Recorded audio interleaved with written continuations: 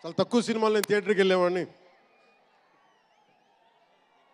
మన శంకర్ గారు తీసిన సినిమా చెన్నైలో, తమిళ్లో జెంటిల్మెన్ సినిమా, నేను టికెట్ కొనుక్కొని థియేటర్కి వెళ్ళి, ఆ రోజు నేను ఇంకా యాక్టర్ కూడా అవుతాను, అసలు రాజకీయాలు పక్కన పెట్టి యాక్టర్ అవుతానో లేదో అనే ఆలోచనలో ఉన్నప్పుడు ఆయన సినిమాని నేను కూడా టికెట్ కొనుక్కొని బ్లాక్లో ఆయన సినిమాకి వెళ్ళాను, శంకర్ గారి జెంటిల్మెన్ సినిమాకి.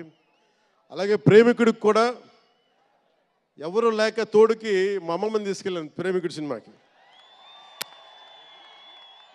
ప్రేమికుడి సినిమా అమ్మ என்ன சொல்லுவாங்க పార్టీயோடு పోయిటానే.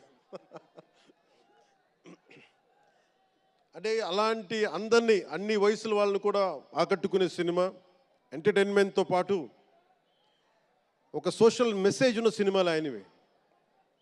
అలాంటి మంచి సినిమాలు భారతదేశంలో ఈ రోజున చరణ్ గారు కానీ, రాజమౌళి గారు కానీ, జూనియర్ ఎన్టీఆర్ కానీ, వీరందరూ విఖ్యాతిగా మన ప్రపంచ ఖ్యాతి ఉన్న రావటం అనేది, దానికి ఆద్యులు కొద్దిమంది డైరెక్టర్స్ ఉన్నారు, ముఖ్యంగా దక్షిణాది నుంచి. దాంట్లో చాలా కీలకమైన వ్యక్తి శంకర్ గారు.